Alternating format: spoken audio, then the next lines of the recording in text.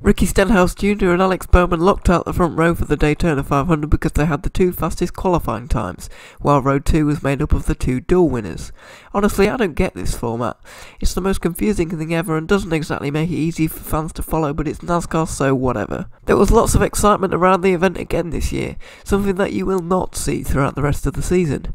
And as soon as the president showed up, so did the rain, which came just meters before the actual start. About an hour later, under cloudy skies, the race finally got underway with Stenhouse immediately showing his intent to block, dropping in front of Bowman at the start before swinging in front of Logano at turn 3. The Fords were lined up on the outside, which eventually single-filed things out after about 5 laps, while the Toyotas cowered at the back. This race situation held until lap 20 when the rain really came, and this time it was heavy enough for them to postpone the race until Monday. Obviously this was another chance for everyone on Twitter to complain about NASCAR again, which honestly isn't surprising. Much nicer weather for the restart and an interesting strategy call almost immediately. Most chose to pit twice to top off fuel and make it to the end of the stage, leaving Ryan Newman to take the green flag in the lead. Brad Keselowski and Eric Almirola battled entertainingly for some of the run, while Clint Bowyer and his teammates joined the Toyotas at the back. The cars that didn't top off realised they needed to save fuel and so dropped back a bit, allowing Chase Elliott to take the lead in one long line. Logano animated some action with 8 to go in the stage that put William Byron out of the race and gave Toyota another chance to assert tactical dominance,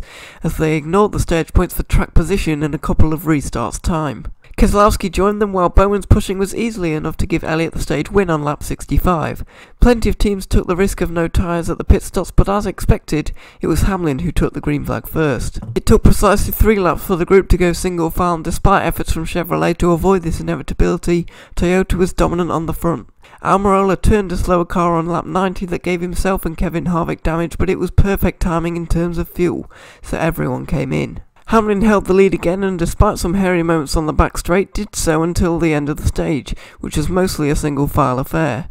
Things really stepped up a notch on the restart with increased aggression, a few lane changes and Stenhouse making moves on Logano and Ryan Blaney. These moves did create a period of disorder, but things did eventually settle down with 59 to go. A poorly timed Fox ad break missed some important moves, but when coverage returned, Keselowski and Busch were trading the lead depending on who had been pushed most recently, with 47 to go.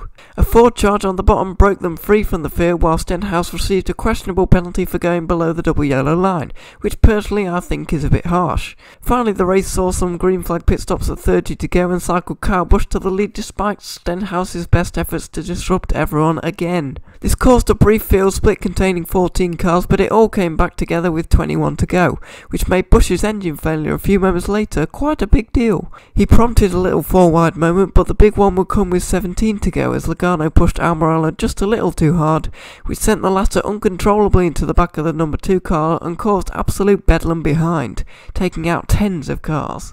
Newman took the restart in the lead and thanks to a big push from Logano was able to open a car length gap, but another caution 8 laps from the end stacked up the field once again. Despite a sluggish restart, it was Hamlin's turn to push Newman way out front with 3k to go, before using a side draft to take the lead himself a lap later. This battling allowed the rest to catch up, and Ross Chastain, sensing his last opportunity, makes an unsuccessful attempt to dive down the inside of Ryan Preece in turn 1, causing another big wreck. With almost every car looking damaged at this point, it looked like tyres could be a good option, but track position would prove to be much more important. The first overtime attempt was pretty lame.